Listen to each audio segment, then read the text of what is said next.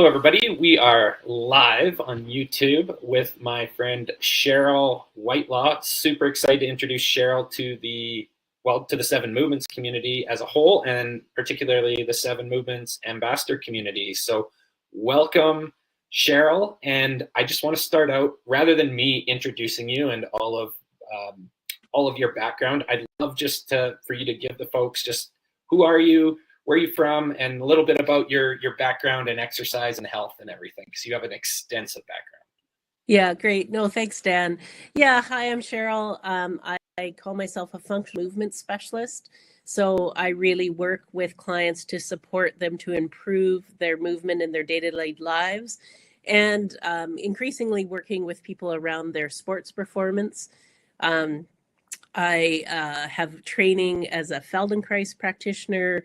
I have a Being in Movement certification, which really is a melding together of the Feldenkrais work and Aikido, which is a martial art that I, God's willing, will have my black belt in by the end of the summer.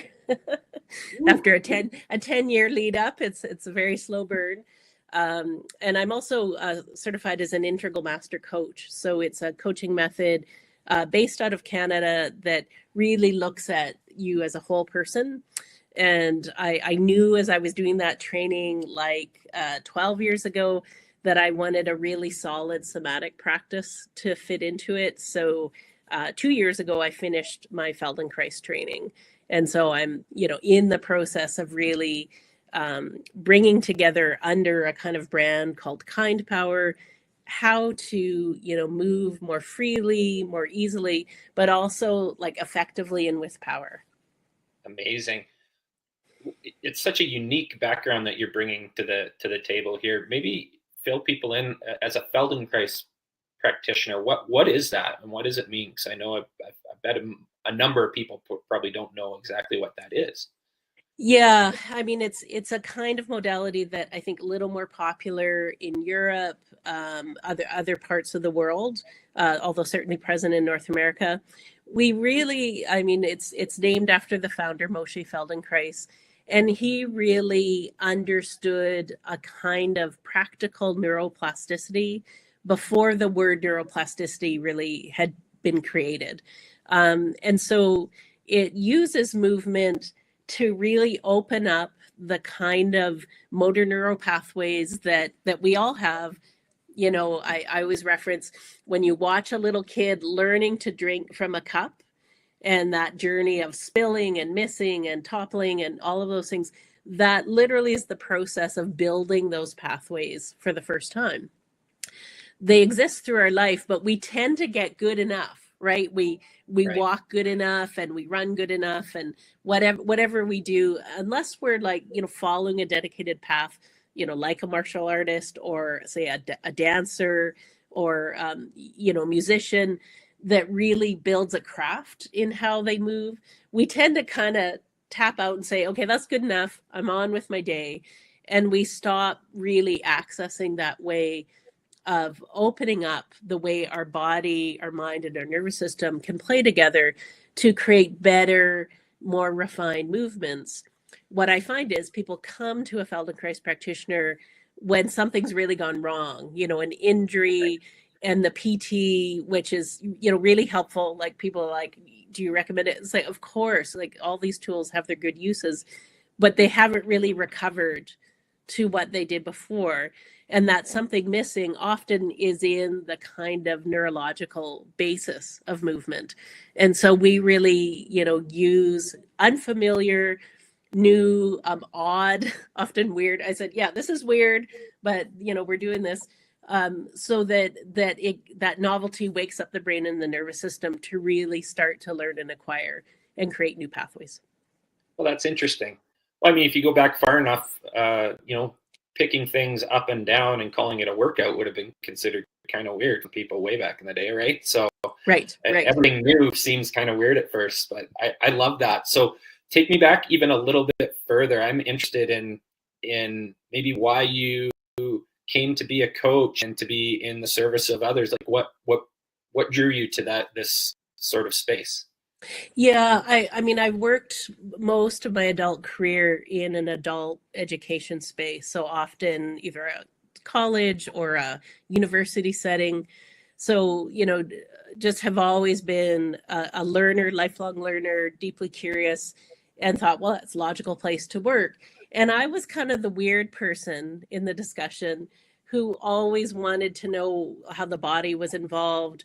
As soon as there was literature, I'm old enough that, literature was starting to become more available about how the brain worked with learning, because most of education disregards how the brain works in learning. And so I was always drawn to that. And then, did my master's of education thesis on transformational learning, because I wanted to know, like, if learning really matters, we should be different in some kind of way that's like unlosable, right? So we learn something and it changes us in some sort of important way. And I wanted to understand that process at a deeper level. And so in many ways, I've been asking the same question. Although I would say the very origination of this kind of pathway as a kid, you'd listen to the news and go, all the talk about wars, and we're making wars, and we're still making wars these days. And so I thought, well, if we make war, how do we make peace? And I just remember all the adults going, "Oh, what a funny child!" Like, and patting on the head. But it was like I never got a good answer on that one. So I've kind of chased that a little bit through my life. Aikido has been part of a response to that, as a way to absolutely deal with forces through the body, but not make war, right? To make Right. peace through that. And so, it's a compelling sort of quest for me, that literally, when I work with someone just who has movement habits, that it's like they're driving their car with the emergency brake on, right? Like they're almost self-harming themselves because of the contradictory movement habits. Is like, how do we make peace in that person's system so that it flows, so that they're freer, so that, oh my God, movement could be joyful and, enjoyable, rather than this hard, forceful, like willpower somehow will get me through this until I need a knee replacement, right? Oh, I love that. I mean, you're speaking our language from Seven Movements now, is around like how do we invite more people into this space, and how do we make movement enjoyable and this thing that people want to do. So maybe that's a really good segue into asking you, what drew you to joining the Seven Movements Ambassador Network here, and what drew you to kind of what we're doing over at Seven Movements? Because I can tell you from our perspective, looking at what you're doing, like there's such alignment. I love how you talk about bringing peace to warring factions within the body. That's so interesting. But yeah, what drew Yeah. you over to Seven Movements and what we're doing over here? I have, like, as I, in the beginning of a business, and I had the luxury of, while I was in school, I was building my business, to kind of like, where do I want a niche, and it's hard because I love a lot of variety. I love a lot of things, but I really got taken. I fell into a bunch of literature. I have a background. I worked as an applied researcher for a while, that actually looked at sedentary time and the impact. So much of the research prior a certain date had looked at activity time, like how much time are people active. And much of our Canadian standards are based on that kind of research. But we have a reality that people might do a half hour, run or walk or whatever every day, and then they're sedentary the rest of the day. And the sedentary research was really showing alarming things for our population. So really was, looking at the seven movements as a way to kind of really make the lowest possible threshold for people to be able to get more active, to step out of being purely sedentary, or sort of having, I'm doing fitness activity now and then I do no movement through the day, like wanting that more organic, and then can slice Totally. that. Yeah. Totally. So yeah, I guess the question is why, what drew you to joining us here at Seven Movements? and becoming part of the Seven Movements Ambassador Network. Yeah. Yeah. I mean, I really think, doing a bit of niche searching when I was first getting started, focusing a bit on balance mobility was core in part. My mom's lived with MS most of my life. And so I watched her strive around balance and mobility, as a daily challenge, and seeing how important that was. But I was also really sparked, reading literature about sedentary rates. So much of our current fitness standards are kind of based on research that look at how much time you're spending, in physical activity. But we have a reality now that even if people are doing their hour workout, they're sitting the rest of the time.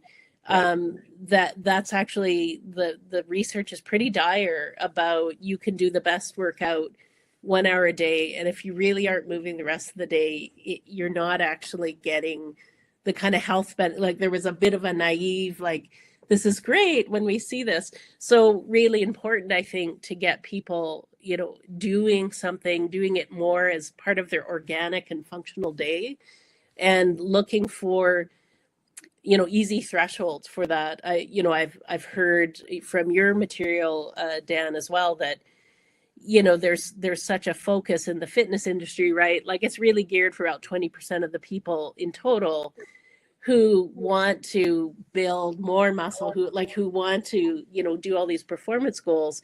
And I definitely see a client base, they want to be active, but they have other things to do as well. And they want it to be part of their lives, but they're not sure what's useful. And when they reach out often to, fitness advisors, they're immediately given stuff they can't do. Right. And they're sort of told, well, just do it and you'll be able to do it. And they're like, but I can't do it because my shoulder doesn't make that movement. My knees hurt so much. I can't walk for 2 days, so there's a gap. And it just felt really important to sort of join with the movement about getting people into movement that's not in that really narrow sort of fitness channel box, and more about like, how do we make this more fun? How do we make it more part of our whole day, and also like our whole lifespan and health span, so that we do have 70 and 80-year-olds doing amazing things because they've stayed active, they've stayed healthy. I love that. I mean, yeah, you're so speaking our language. Like we always talk about, when people go to the fitness industry, it's often about optimization. Like I'm going to create you the perfect workout that's going to get you the strongest or the fastest.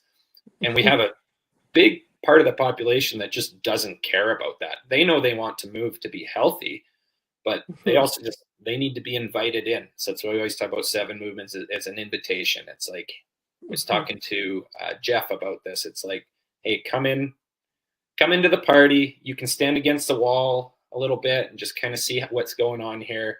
And then we have amazing ambassadors cycling throughout the party and just, bringing people into the conversation around exercise. And that's why we're excited to have folks like yourself as part of the network. And maybe just the final question I'll ask you, Cheryl, is from a business perspective, how do you see yourself using Seven Movements to help build your business, enhance outcomes for your clients, and that kind of thing? And I know we actually have some training today. We're going through our ambassador training today, but you have a great idea of what we're up to already. So I'm just curious as how you're looking at it from an entrepreneurial lens. Yeah, I mean, definitely, the first and easiest way, as I find I'm attracting more and more clients who I would say sort of are 60 and older, usually women, and they really want to stay active. And so often I'm helping them with something that's, sort of, I would say, some unfortunate thing in their body that's gone wrong. But increasingly, they're asking me essentially for movement programs. They're asking me like, what should I do? And so it seemed like a really natural pairing to sort of build from the Seven Movements frame to say, like, let's curate and customize for you things that are easy to do, that fit into your day, that, I mean, one of the benefits I have as a coach first and a And then as a Feldenkrais practitioner, I'm always looking at how do I insert this so you're building a habit almost without knowing, because it's so part of your day, you know. And so I do that kind of work, like what's your movement day like? You know, what's a good movement day? Like how do we sort of map that so it's easy for them to say, oh, this is the place where I can do this, rather than making a new habit of what they Right. need to do. I love that. And I mean, one of the questions I've gotten from some of my colleagues is Dan, you're building technology that replaces coaches. And my answer is always, no, no, no. Our technology is there to enhance the coaching experience. It's a supplement to working with a practitioner such as yourself. So that's exciting to hear that you're looking at it that way. And I'm really excited to show you the platform later today. I think, are you part of today's session? You know, I'm not able to do that. I've Okay. got Well, conflicting eventually, things. when we So get you in the yeah, training session, yeah. we'll give you a demo. And I feel like when you see it, you're going to get all of these ideas and how you're going to be able to use it, help us make it better, and help it serve all these populations that we deeply care about. So, Yeah. Yeah.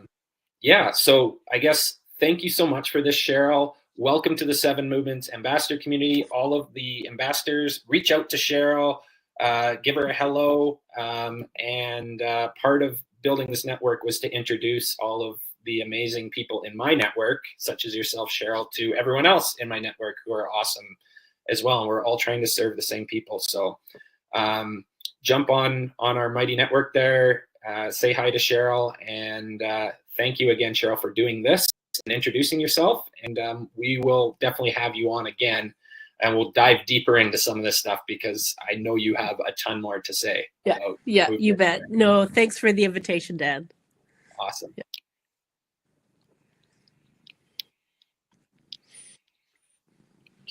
Okay.